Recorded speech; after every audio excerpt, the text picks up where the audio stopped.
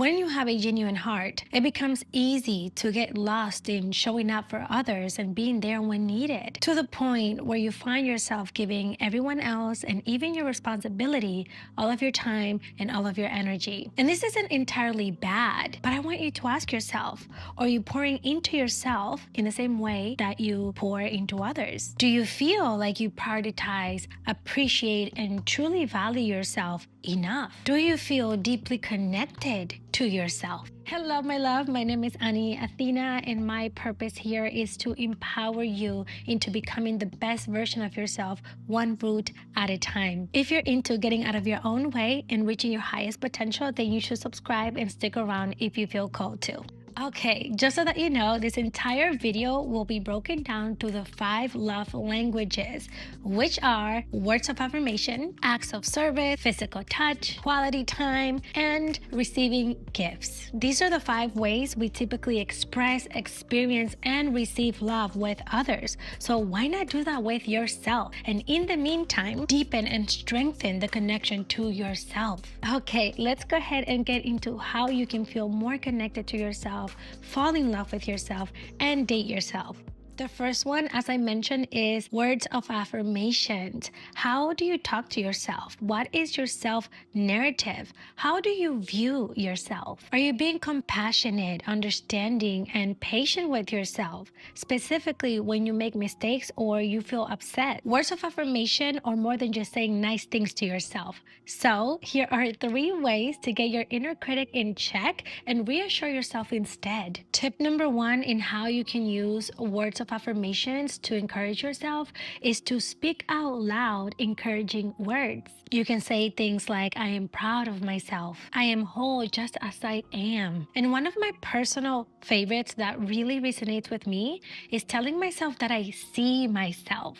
To me, this means that I completely accept myself for who I am, the good and the bad. It also means that I recognize my efforts and my resilience throughout my journey of growth. I want you to come up with your own set of affirmations that really resonate with you, the type of affirmations that you feel deeply in your heart and that your subconscious mind actually believes. A really great and powerful way to come up with these affirmations is either through journaling or through looking deeply into your eyes as you're doing mirror work. The second tip is going to be to write yourself love letters. Romanticize yourself a little bit.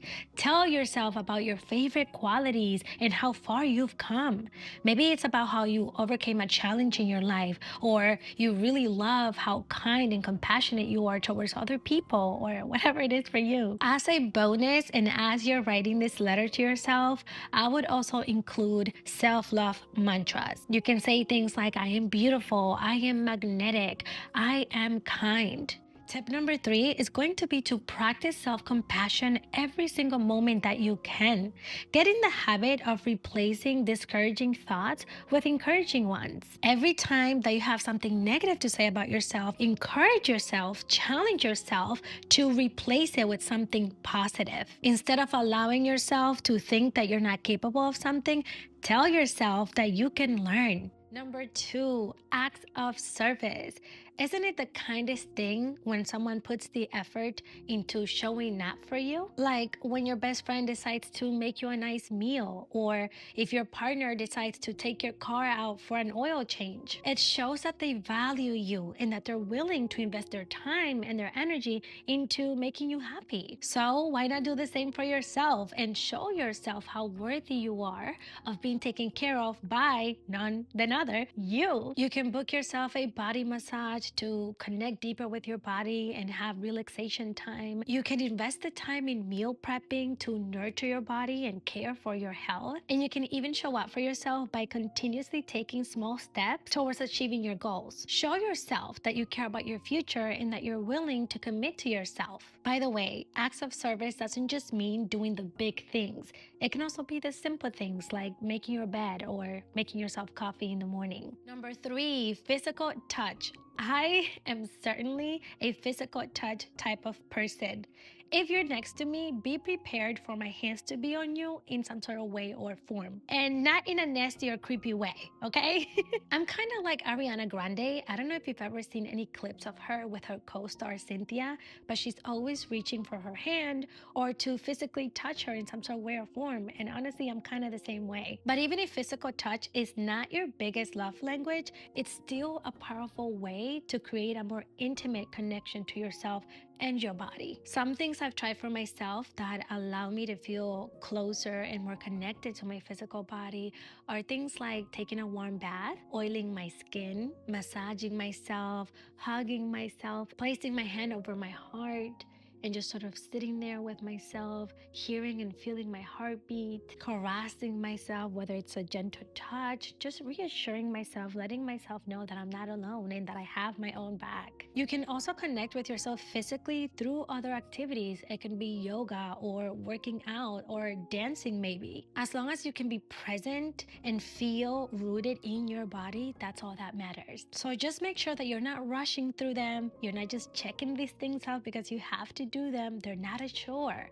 Make sure to slow down and tune in to yourself because you deserve to love on yourself. Número 4, quality time.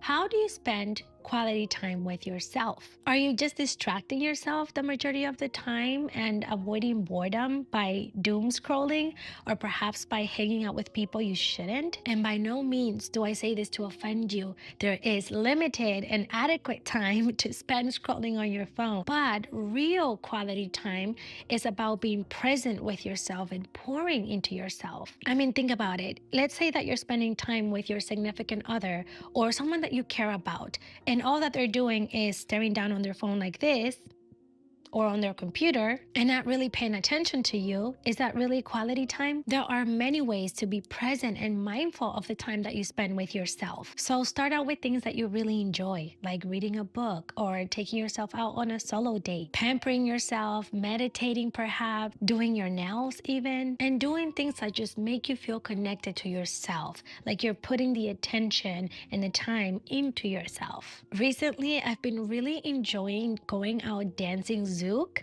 It's a new dance that I just discovered, and I feel really connected and centered in my body when I'm dancing it. Another way that I love spending quality time with myself is by setting a serene space with music and maybe even flowers to spend quiet time with myself. And depending on how I'm feeling, I may also check in and journal about how my week has been or how I'm feeling that day. Basically, you just want to think of more ways to be intentional with the time that you spend with yourself. Number 5, receiving gifts. Who doesn't love a nice gift? And as a divine feminine, it is in your natural essence to be the receiver. A gift is just a nice gesture. It's a way of showing appreciation and thoughtfulness. It's also a way to celebrate someone, and you are worth celebrating. There are 2 ways in which you can gift yourself. You can gift yourself through luxuries, and you can give yourself through sentimental. Luxury gifting could be buying yourself that new purse you've been really wanting to buy yourself, getting a new iPad or a new watch, while sentimental gifts are gifts that have more meaning to them. It's buying yourself flowers or a personalized necklace, maybe a necklace that represents the phase in your life that you're in that moment, or booking yourself a weekend getaway to a spa so that you can relax for the weekend. Both types of gifting are exciting and a great way to spoil yourself because you deserve to be spoiled. And remember that a queen receives gifts and you are no less than that. But aside from that, it's also really good for you to get in the habit of receiving